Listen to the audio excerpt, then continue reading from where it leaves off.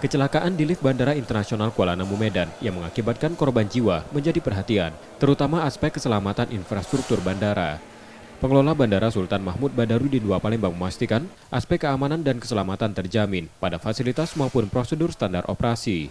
Tapi intinya SMP 2 belajar di Kuala Namu pasti kita akan persiapkan dengan sebaik-baiknya untuk semua fasilitas yang ada di SMP 2 Palembang. Nah kebetulan di Palembang ini kan untuk liftnya hanya lantai 1 dan lantai 2 ya. Tidak seperti bandara yang sampai lantai 3 dan seterusnya. Jadi kami tadi malam sudah ada tim khusus untuk memastikan itu dan semuanya sudah dicek termasuk SOP, termasuk kesiapan fasilitasnya. Dan apabila ada yang tidak siap, kita akan off-kan, tidak kita on-kan karena berisiko terhadap hal yang tidak kita inginkan. Pengelola melakukan perawatan berkala fasilitas yang ada, termasuk lift ditangani teknisi berkompeten. Hal itu untuk memastikan fasilitas siap dan berfungsi baik serta menghindari risiko. M. Rizky Nurmizan, Kompas TV, Palembang, Sumatera Selatan.